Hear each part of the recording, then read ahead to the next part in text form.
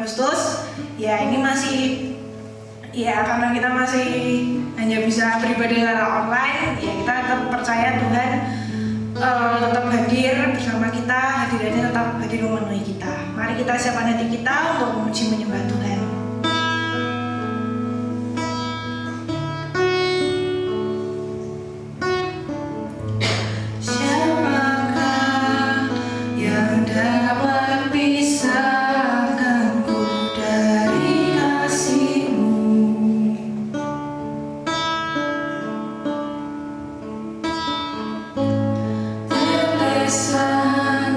Darahmu buktikan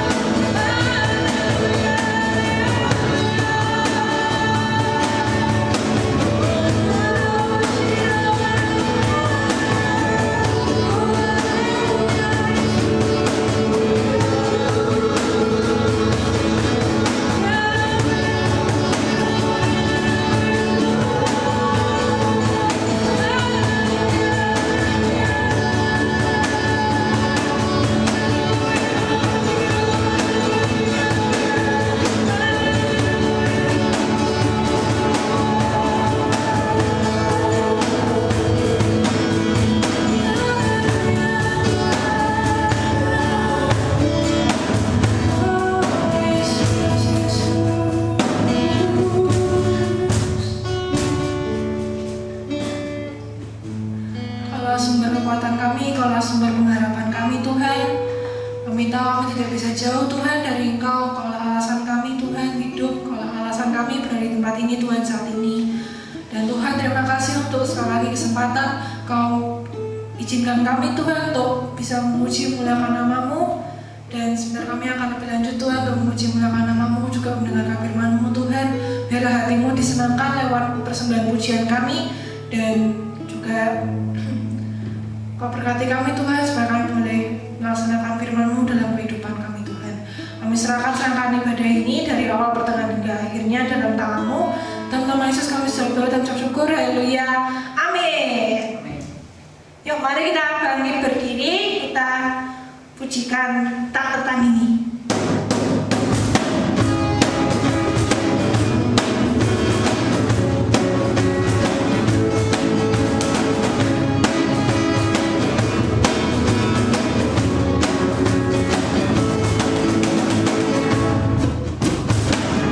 Ada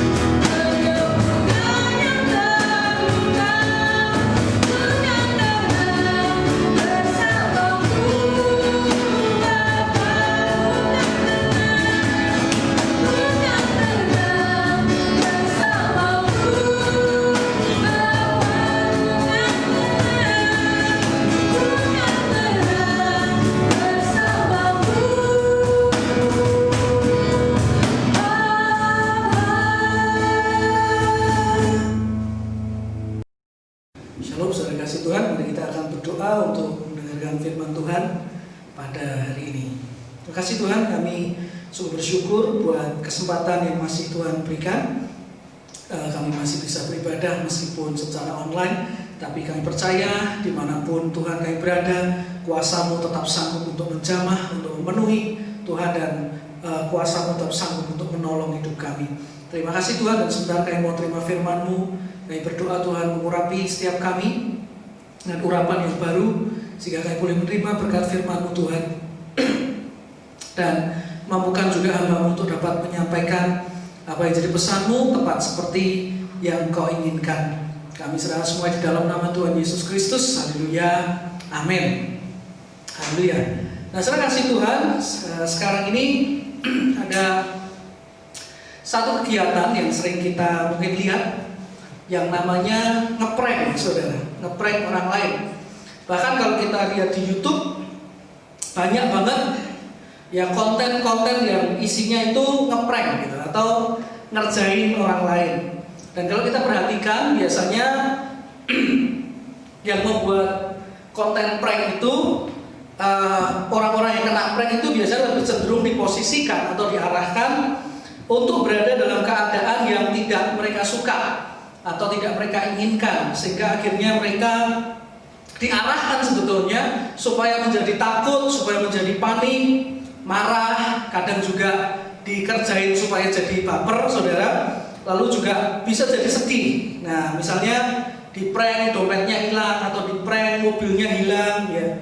Jadi orangnya akan jadi takut, panik, marah mungkin juga. Dan tentu saja di acara prank, puncaknya adalah ketika mereka mengetahui bahwa mereka ternyata hanya dikerjain, saudara.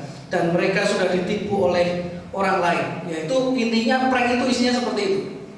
Nah, yang menarik saudara, Alkitab itu mencatat bahwa kegiatan ngeprank ini, ngerjain orang, menipu orang, itu sudah ada lama sebelum zaman YouTube ada. Bahkan lama sebelum zaman HP ada. Bahkan sebelum zaman Tuhan Yesus lahir. Bahkan sebelum zaman bangsa Israel ada, saudara. Nah, kapan sih sebetulnya pertama kali ada prank terjadi dalam hidup manusia? Mari kita lihat, saudara, di dalam Kejadian pasal yang ketiga. Mari kita buka Kejadian 3 ayat 1 sampai ayat yang ke-8.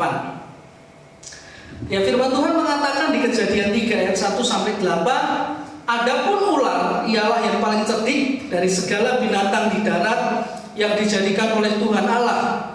Ular itu berkata kepada perempuan itu, tentulah Allah berfirman, semua pohon dalam taman ini jangan kamu makan buahnya. Bukan. Ayat 2, lalu saut perempuan itu kepada ular itu, buah pohon-pohonan dalam taman ini boleh kami makan.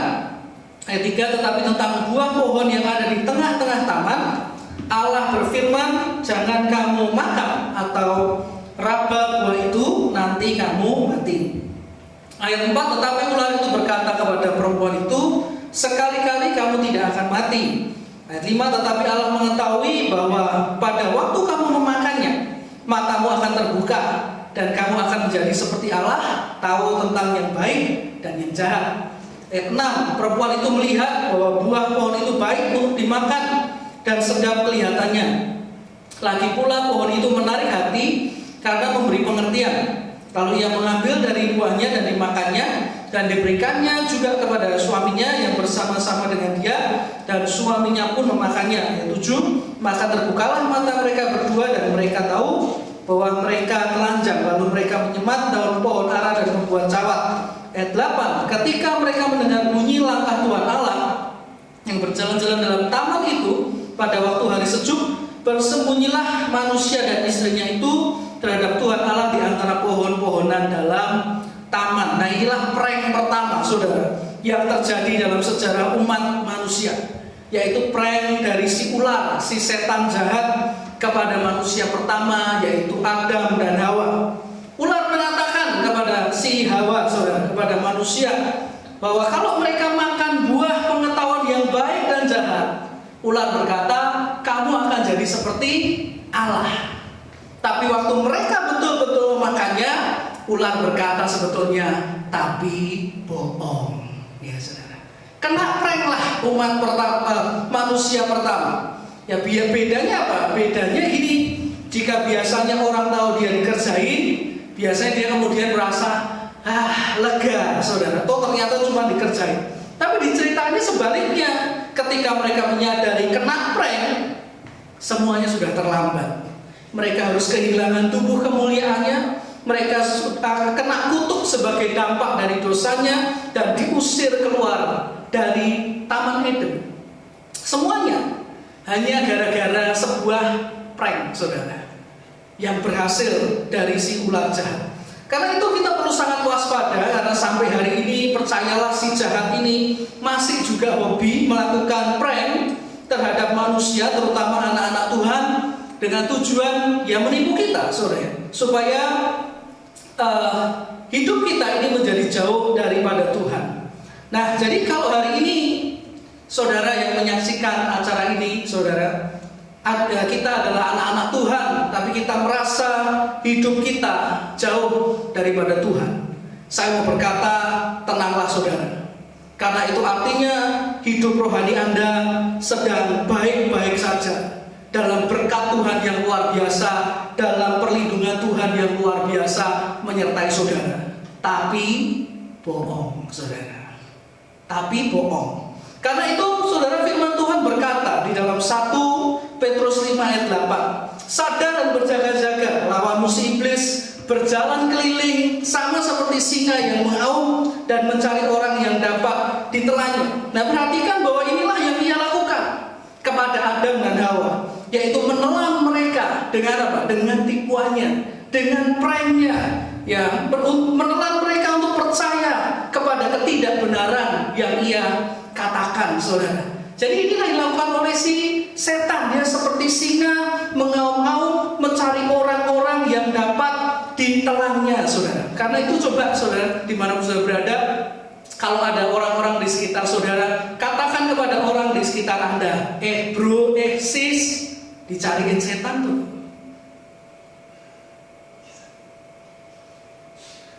Yang dimanapun saudara bilang dicariin setan tuh, mau dijadiin mangsa, saudara.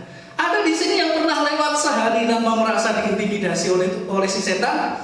Ada yang di sini merasa sehari lewat tanpa merasa dituduh, tanpa merasa digoda, tanpa merasa diintimidasi, digoda supaya jatuh dalam dosa. Kalau mau sungguh-sungguh, mau setia, rasanya berat sekali, saudara.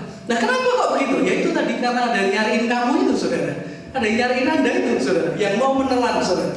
Karena itu hari ini saya mau ajak kita lihat dari firman Tuhan, bagaimana caranya supaya kita luput dari permainan prank si setan, saudara, supaya kita tidak kena prank dari si setan. Ada beberapa hal. Yang pertama, kalau kita mau luput dari prank si setan, adalah dengan hidup dalam kebenaran, saudara.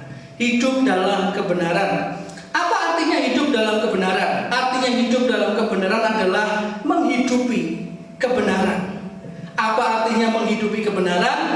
Melakukan firman, saudara. Menjadi pelaku-pelaku firman. Jadi kalau kita mau luput dari prank atau jebakan dari si jahat, yang perlu kita lakukan yang pertama adalah dengan terus belajar untuk melakukan apa yang Tuhan perintahkan dan kehendaki di dalam hidup kita.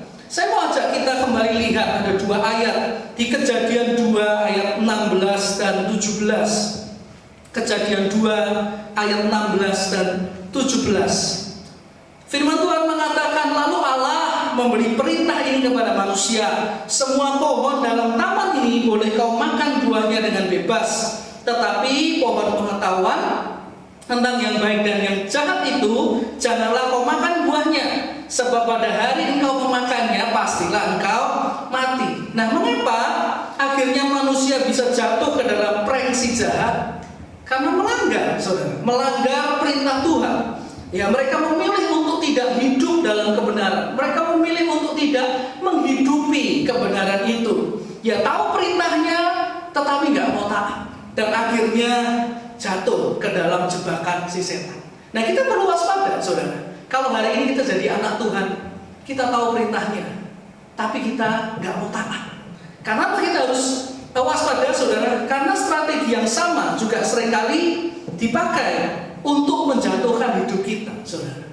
Kita digoda supaya tidak hidup kudus, digoda supaya tidak tekun cari Tuhan, digoda, saudara, supaya kalau kita mau sungguh-sungguh rasanya mager, saudara, rasanya males. Kalau ada waktu kosong sudah siap-siap mau doa, ini nanti ada waktu kosong aku mau pakai buat doa. Tiba-tiba entah gimana pada waktu itu teman kita datang dan berkata, dolan yuk jalan-jalan keluar, ngapain di rumah aja.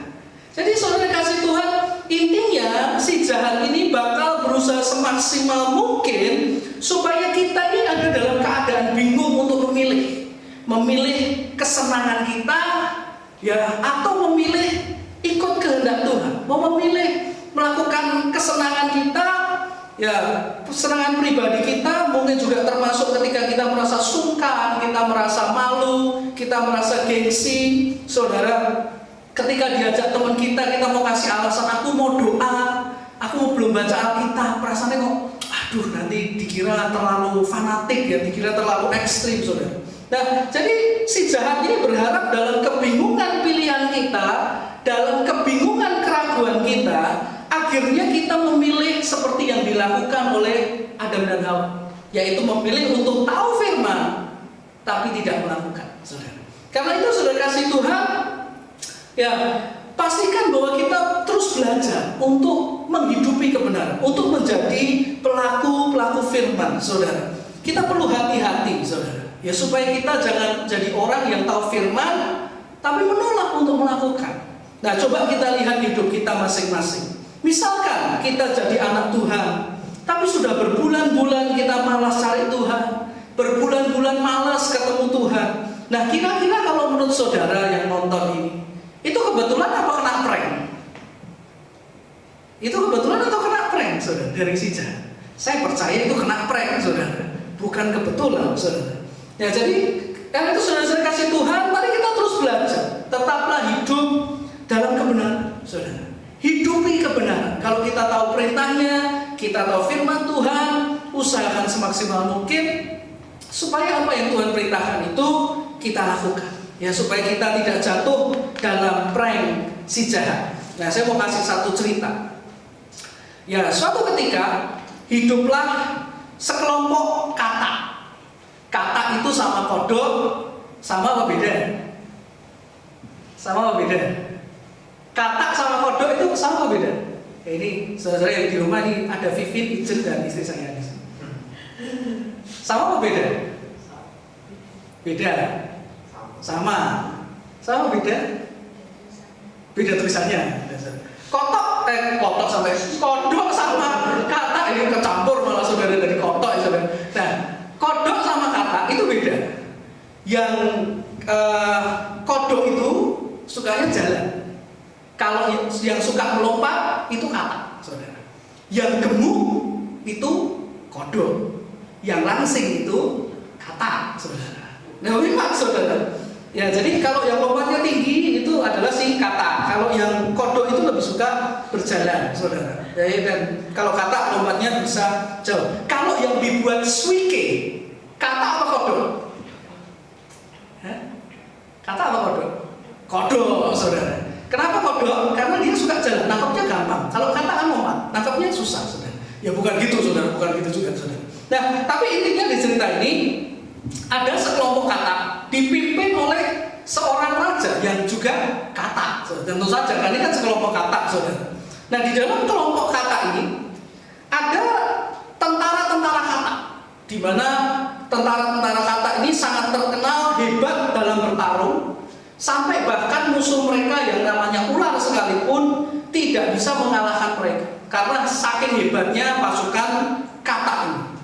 Suatu ketika ada seekor ular melihat kelompok katak ini, dan dalam hati dia ingin memakan mereka, ingin memakan katak-katak tadi. Tapi dia tahu bahwa katak-katak tadi memiliki tentara yang hebat. Kenapa dia bisa tahu? Dia baca di Google, saudara. Dia cari, oh ternyata ini punya pasukan katak yang hebat. Dia tahu ini hebat. Ya, kalau dia datang langsung makan, pasti dia dibunuh, dia kalah. Jadi dia berpikir bagaimana caranya dia bisa makan si katak-katak ini. Akhirnya suatu hari dia datangi kelompok kata itu, saudara, sambil bawa bendera, ya, bendera putih, menyerah, berarti tidak mau menyerang. Dia datang kelompok kata, ditanya, mau apa sih? Mau ngajak gigir? Oh enggak berani, saya tahu kalian hebat, saya enggak berani. Saya kesini cuma mau minta satu kesempatan bertemu dengan raja Anda, raja kalian, si raja kata yang hebat itu, yang punya pasukan mematikan ini. Saya pengen ketemu sebentar aja, mau ngobrol. Akhirnya diizinkan masuk, saudara. Waktu si ular ini ketemu si raja kata, si ular ini berkata, ya raja kata yang maha hebat, raja kata yang penuh wibawa, raja kata yang luar biasa. Hamba ini si ular ya sudah mendengar kehebatan pasukan Anda, mendengar kehebatan Anda sebagai raja kata. Saya mau minta izin, boleh enggak kalau saya menjadi pengawal pribadi Anda, hai raja kata? Kata si ular. Si raja kata menolak, enggak mau. Buat apa kamu ular kok jadi pengawal saya? Lalu si ular mengatakan, jadi begini baginda raja kata, coba baginda bayangkan, bagaimana pandangan raja-raja kata yang lain kalau melihat Anda sebagai raja kata, bahkan dikawal oleh seekor ular yang besar. Tidak hanya kata yang mengawal, bahkan ular yang besar pun tunduk dan mengawal Anda. Pasti raja-raja kata yang lain akan iri, dan Anda akan dipandang sebagai raja kata yang paling top. Nah, ketika dengar itu, raja kata ini mikir, benar juga ya. Seumur ini selama sejarah belum ada raja kata pengawalnya bahkan ular. Wah, pasti saya akan dianggap sebagai raja kata yang terhebat. Akhirnya singkat cerita dia berkata, oke lah, kalau begitu mulai hari ini saya angkat kamu ular jadi pengawal pribadi saya. Nah, sudah semenjak hari itu kemanapun si raja kata pergi, ada ular yang menyertai dia, yang mengawal dia. Wah, raja-raja kata yang lain lihat, wah hebat ya, sampai ular raja mengawal, ya bisa jadi tunduk kepada si raja kata. Berapa waktu kemudian laparlah si ular. Kemudian dia berkata kepada si raja kata, saya mengawal Anda dengan setia. Tapi hari ini setelah beberapa waktu, saya sungguh-sungguh merasa lapar. Saya mohon sekali, tolong berikan kepada saya seekor kata, ya, dari rakyat Anda, supaya saya bisa tetap hidup untuk menjaga gengsi raja kata, untuk tetap bisa membanggakan raja kata, untuk tetap bisa mengawal Anda, untuk tetap bisa setia dan mengabdi kepada Anda, raja kata. Nah, rupanya si raja kata yang sudah menjadi tinggi hati ini akhirnya berkata, ya sudahlah, satu saja, makan mana, nggak apa-apa, milih yang mana saja, mau di suike, mau dibakar, mau di asam manis, bumbu padang, terserah, jangan dibayangkan lapar nanti saudara. Ya silakan yang mana saja. Ular itu pun cari saudara, makan caplok gitu ya. Sudah.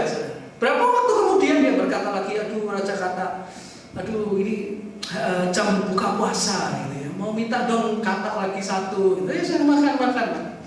Tapi rupanya tanpa disadari oleh si raja kata, lama kelamaan kelompoknya itu habis, karena secara teratur dimakan oleh si ular tadi.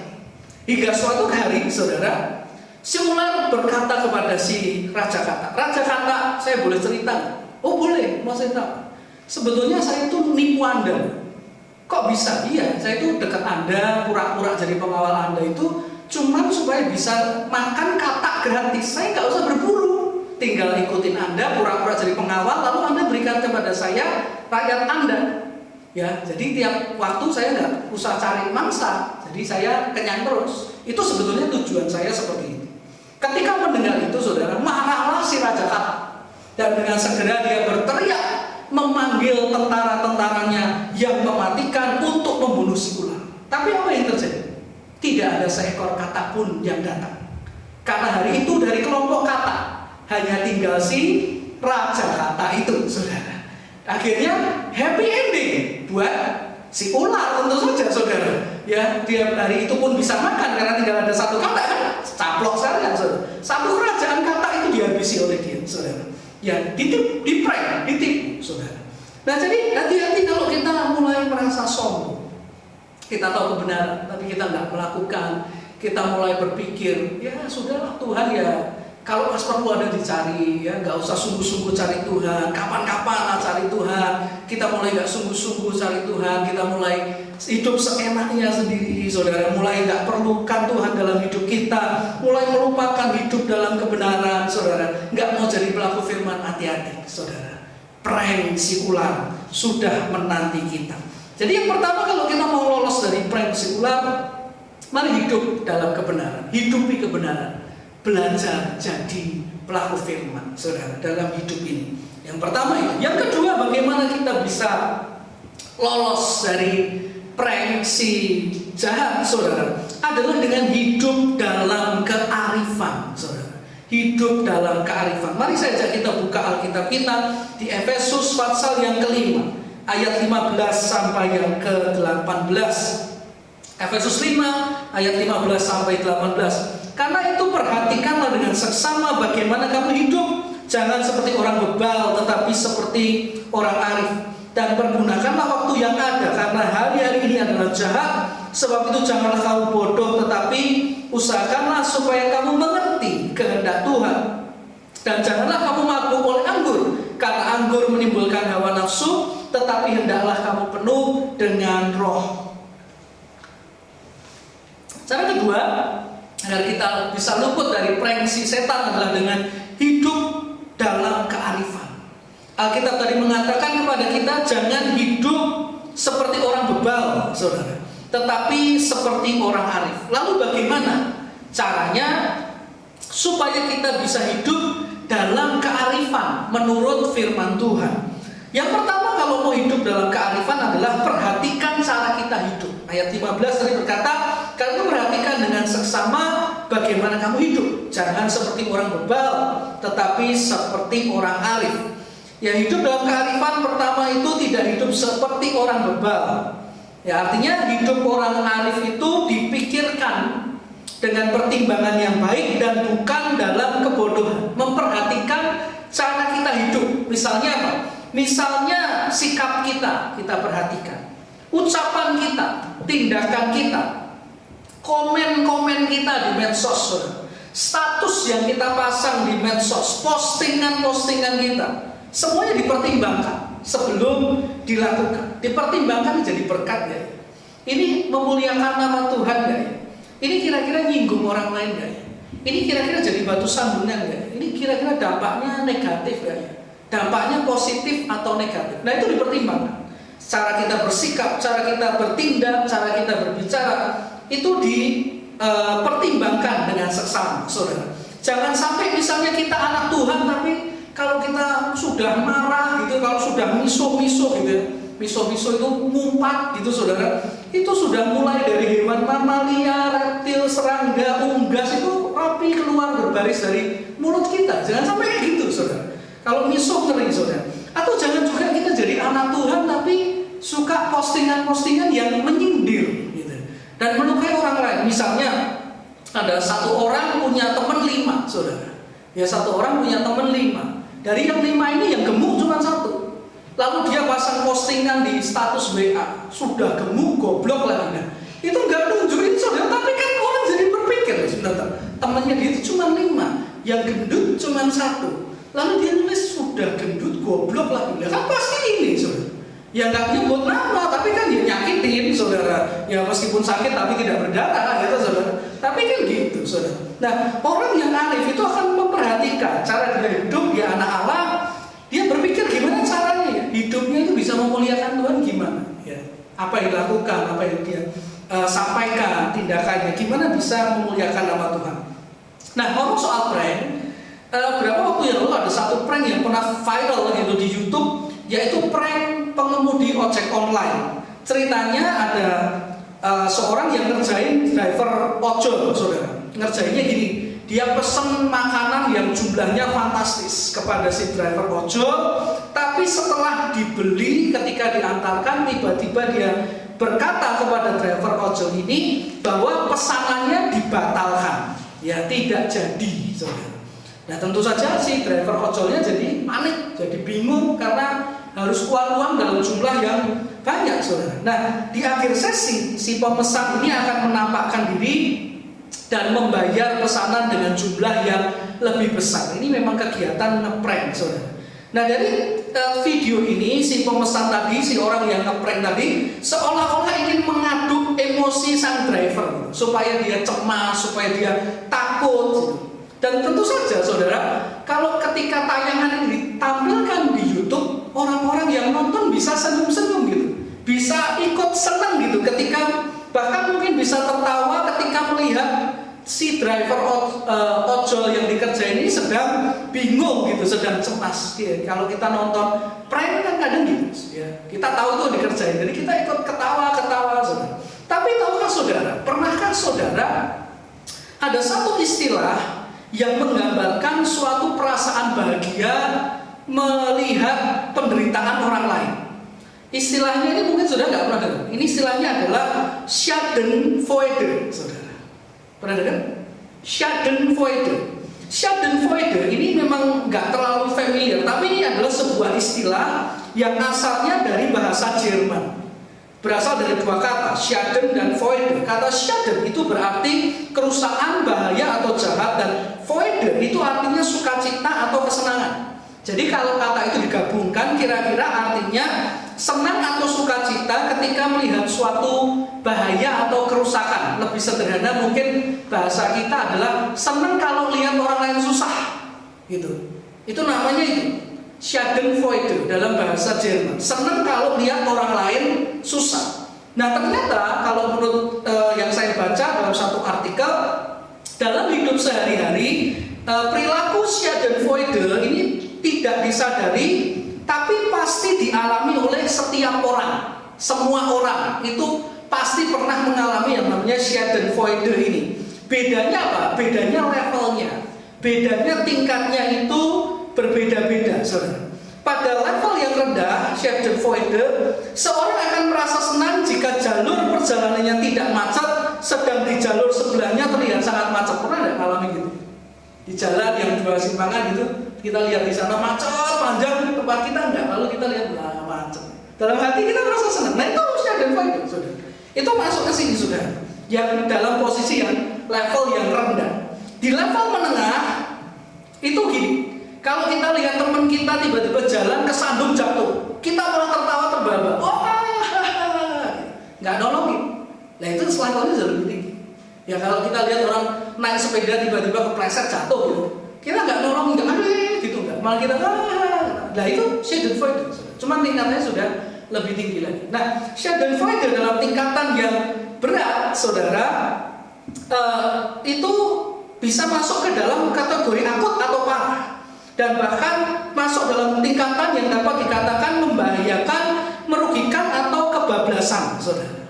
Ya, dan istilah Schadenfreude ini tampaknya tepat bila dipakai untuk menggambarkan prank-prank yang sekarang marak terjadi. Ya, seorang akan merasa senang apabila melihat temannya kaget, bahkan ketakutan. Makin panik orangnya. Kalau yang nonton makin senang, saudara. Nah, itu tingkatnya lebih parah sebetulnya, saudara.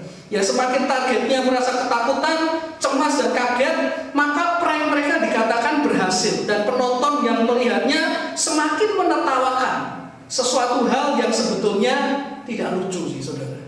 Nah, itu sebutannya disebut dengan Schadenfreude. Saya kasih Tuhan, coba bayangkan bagaimana jika anak-anak Tuhan yang menikmati Schadenfreude, bahkan mungkin anak-anak Tuhan yang membuat kegiatan seperti ini.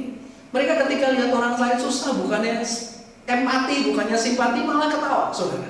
Ketika temannya mengalami kecelakaan, mereka malah menertawakan, saudara. Tentu saja ini nggak jadi berkat. Tentu saja seperti ini satu hal yang tidak baik, apalagi kalau kita justru malah jadi orang-orang yang menyebabkan kecelakaan itu, menyebabkan kerusakan itu, saudara.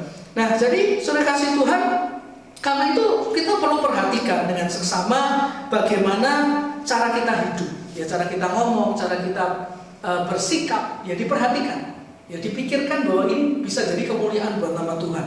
Jadi yang pertama itu, yang kedua, hidup dalam kearifan itu, yang kedua adalah menggunakan waktu dengan baik. Ayat 16 berkata, dan pergunakanlah waktu yang ada karena hari-hari ini adalah jahat, saudara. Pergunakan waktu yang baik untuk hal yang bermanfaat, berguna untuk hidup kita. Coba kita lihat hidup kita misalnya hari-hari ini saja.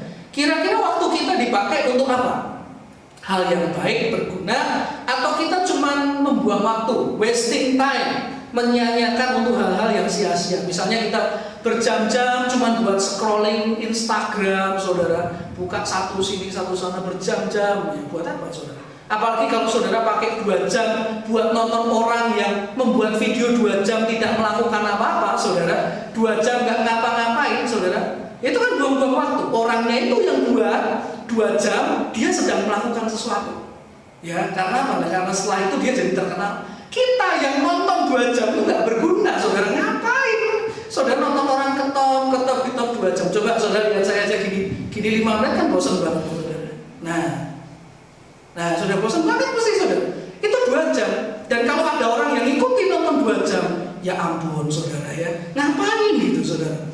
Nah, jadi hati-hati kalau dalam hidup ini kita lebih banyak hanya membuang waktu dengan percuma, saudara. Ya, kita harus waspada, saudara. Karena ketika kita sedang buang-buang waktu, biasanya kita juga terlena secara rohani dan bisa masuk kepada pranknya si jahat. Misalnya kita sebetulnya sehari ada banyak waktu, terus kita pakai buat santai-santai, lalu datanglah si jahat dan ngipasi kita supaya kita nyaman. Jadi waktu yang panjang harusnya kita bisa baca Alkitab di pagi hari, berdoa di pagi hari, berjumpa dengan Tuhan di pagi hari. Akhirnya kita tunda, nanti siang lah, nanti sore lah, nanti malam lah. Dan akhirnya saudara, malah waktunya buat Tuhan sudah terakhir, sudah kita ngantuk-ngantuk, atau bahkan seringkali kita lewatkan begitu saja. Ayo, siapa yang pernah melakukan seperti itu? Ya, ngaku, saudara, ya. Baik, yang kedua, kalau hidup dalam kearifan itu mempergunakan waktu dengan baik. Yang ketiga, hidup dalam kearifan itu adalah hidup yang mengusahakan mengerti kehendak Allah. Efesus 5:17 berkata, sebab itu janganlah kamu bodoh, tapi usahakanlah supaya kamu mengerti kehendak Allah. Kata mengusahakan dalam terjemahan lain diartikan dengan mencari dan melakukan kehendak Tuhan. Nah, hari-hari yang kita lalui ini kita pakai buat cari kehendak Tuhan, ataukah kita sibuk dengan mencari kesenangan kita sendiri? Waspadalah jika kita mulai mengutamakan kehendak kita sendiri di atas mencari dan melakukan kehendak Tuhan. Kenapa? Karena hal yang sama terjadi pada Adam dan Hawa, saudara. Ketika waktu itu Hawa mulai tertarik pada buah pengetahuan yang ada di Taman Eden. Ya, Tuhan berkata jangan dimakan, tapi dia punya kehendak. Kehendaknya apa? Mau makan. Kehendak Tuhan, jangan makan. Kehendak dia, makan. Enak kelihatannya. Dan dia lakukan kehendak yang melanggar perintah Tuhan. Akhirnya jatuhlah manusia ke dalam dosa, saudara. Jadi yang ketiga, kalau kita hidup arif, artinya adalah kita mengusahakan untuk hidup dalam kehendak Tuhan, mencari kehendak Tuhan dan melakukan kehendak Tuhan, dan bukan mengejar kehendak dan melakukan apa yang kita ingini sendiri, saudara. Ada beberapa ayat, Yakobus 1 ayat 13-15 mengatakan, apabila seseorang dicobai, janganlah ia berkata, pencobaan ini datang dari Allah, sebab Allah tidak dapat dicobai oleh yang jahat dan ia sendiri tidak mencobai siapapun. Tetapi tiap-tiap orang dicobai oleh keinginannya sendiri, karena ia diseret dan dipikat olehnya. Dan apabila keinginan itu telah dibuahi, ia melahirkan dosa. Dan apabila dosa itu sudah matang, dia melahirkan maut. Jadi, ya mari kita terus kejar apa yang jadi kehendak dan rencana Tuhan dalam hidup kita. Yang ketiga, yang keempat, yang terakhir, hidup dalam kearifan artinya adalah hidup penuh dengan Roh Kudus, saudara. Efesus 5:18 tadi berkata, dan janganlah kamu mabuk oleh anggur, karena anggur menimbulkan hawa nafsu, tetapi hendaklah kamu penuh dengan Roh Kudus. Jadi hidup dalam kearifan itu yang keempat, artinya hiduplah penuh dengan Roh Kudus. Apa artinya orang yang hidup penuh dengan Roh Kudus? Yang pertama, orang yang penuh dengan Roh Kudus artinya orang itu hidup berkenan di hadapan Tuhan. Roh Kudus hanya akan memenuhi orang-orang yang mau hidup berkenan di hadapannya. Karena itu gak ada pilihan lain. Kita harus hidup kudus, kita harus hidup benar, kita harus jaga kekudusan. supaya bisa dipenuhi oleh Roh Kudus. Yang kedua, saudara, arti penuh dengan Roh Kudus adalah hidup kita dipimpin oleh Roh Kudus. Saudara, ada satu ayat yang menarik di dalam Lukas 4 ayat yang pertama. Di sana dikatakan Yesus yang penuh dengan Roh Kudus. Yesus penuh dengan Roh Kudus kembali dari sungai Yordan, lalu dibawa oleh Roh Kudus kepada gurun. Terjemahan lain mengatakan lalu dipimpin oleh Roh Kudus. Tuhan Yesus penuh dengan Roh Kudus lalu dipimpin oleh Roh Kudus. Ayat tadi mengatakan dengan sangat jelas bahwa Tuhan Yesus penuh dengan Roh Kudus, dipimpin oleh Roh Kudus. Dan pertanyaan saya adalah, pernahkah Tuhan Yesus digoda juga agar jatuh dalam dosa seperti Adam dan Hawa? Pernah atau tidak, saudara? Pernah ya, saudara? Berapa kali dia digoda? 3 kali. Adam dan Hawa digoda 1 kali, jatuh. Tuhan Yesus digoda 3 kali. Dia lolos atau tidak? Lolos. Menang atau kalah? Menang. Kenapa? Ayat tadi berkata, karena dia hidup penuh dengan Roh Kudus dan dipimpin oleh Roh Kudus. Jadi hidup penuh dengan Roh Kudus ini sangat penting. Karena kalau kita hidup dalam pimpinannya, kita nggak dengan mudah ditipu, saudara. Kalau kita penuh dengan Roh Kudus akan mengajarkan kita, memimpin kita supaya kita mengambil langkah yang benar, tindakan yang benar, sikap yang benar, saudara, yang positif. Sehingga apa yang iblis ingin kita lakukan tidak kita lakukan. Yang kita lakukan adalah yang Roh Kudus perintahkan dalam hidup kita. Kita bisa lolos dari prank-pranknya si jahat, saudara. Bahkan lebih dari itu, tidak cuma lolos, tapi kalau kita penuh dengan Roh Kudus, kita bahkan punya kuasa untuk melawan si jahat dan untuk membalikkan keadaan dalam hidup ini, saudara. Karena itu, saudara kasih Tuhan, hari firman Tuhan mengingatkan kita, marilah kita waspadai berbagai tipuan prank dari si jahat. Dan hari ini kalau kita merasa, iya ya, kayaknya aku sudah kena super trap mungkin ya, sudah kena perangkap ini dari si jahat, sudah hidupku jauh daripada Tuhan, doaku bolong-bolong, baca Alkitabku juga enggak rajin, tapi aku kok merasa baik-baik saja, bahkan enggak punya tenaga, enggak punya daya untuk bertobat, enggak punya tenaga untuk memulai kembali dengan penuh semangat. Mari saudara, hari ini kita bersama datang kepada Tuhan, minta ampun kepada Tuhan, dan minta saudara supaya hidup kita dipulihkan dan hidup kita bisa terus berjalan dalam kemenangan daripada Tuhan dan luput dari prank, dari tipuan-tipuan yang si jahat pasang ya untuk menjatuhkan hidup kita. Amin, saudara. Tuhan berkati kita. Mari kita berdoa. Terima kasih Tuhan Yesus, kami sungguh bersyukur punya Allah yang hidup, yang dahsyat seperti Engkau. Kami menyadari selama kami masih ada di dunia, Tuhan, si jahat ini terus berusaha untuk menjatuhkan kami dengan berbagai tipuan, dengan berbagai hal godaan, Tuhan, yang membuat supaya kami jatuh dan jauh daripada Engkau. Tapi malam hari ini, Tuhan, sore hari ini firman-Mu sudah mengingatkan kami agar kami boleh tetap, Tuhan, tinggal dalam kebenaran, hidup sebagai orang arif yang penuh dengan Roh Kudus, yang menjaga tingkah laku kehidupan kami, supaya kami tetap didapati benar, berkenan, dan tidak jatuh dalam jebakan-jebakan dari kuasa kegelapan. Terima kasih Tuhan buat kesempatan yang masih Engkau berikan buat kami, dan hamba-Mu juga berdoa dimanapun Tuhan anak-anak-Mu saat ini, mereka yang menyaksikan tayangan ini, Tuhan, biar berkat-Mu tercurah atas hidup mereka, biar anugerah-Mu tercurah dalam hidup mereka, biar Roh-Mu memenuhi hidup mereka, sehingga Tuhan setiap kami anak-anak Tuhan menjadi anak-anak Tuhan yang perkasa, yang tetap semangat, Tuhan, yang penuh Tuhan dengan kuasa-Mu, Tuhan, yang penuh dengan semangat yang daripada Engkau, dan kami tetap kuat mengikuti Engkau, Tuhan, sampai garis akhir kehidupan kami. Terima kasih Pak Surgawi, kami sungguh bersyukur buat hari ini, dan kami juga berdoa untuk mengakhiri ibadah online kami hari ini di dalam nama Tuhan Yesus Kristus. Haleluya, amin. Tuhan Yesus memberkati kita semua. Haleluya. Shalom teman-teman Youth Philadelphia dan Youth Keren dimanapun kalian berada.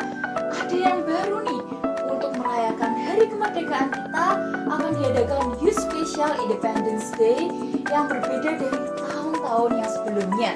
Dengan mengangkat tema Free Dominated, kita akan merayakannya via YouTube dengan rangkaian acara yang benar-benar berbeda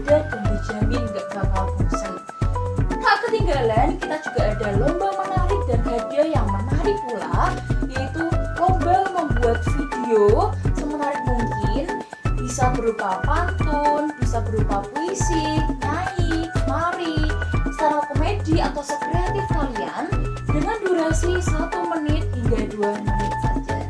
Jangan lupa untuk berkata-kata dan berpakaian yang sopan ya. Untuk pengumpulan, kita mulai dari 25 Juli 2020 sampai dengan 15 Agustus 2020. Bisa langsung dikumpulkan ke saudara kita. Untuk pengumuman pemenang lomba akan diumumkan pada tanggal Sabtu 22 Agustus 2020 pukul 5 sore hingga selesai. Untuk info lebih lanjut bisa langsung chat ke grup atau PC ke salah satu panitia.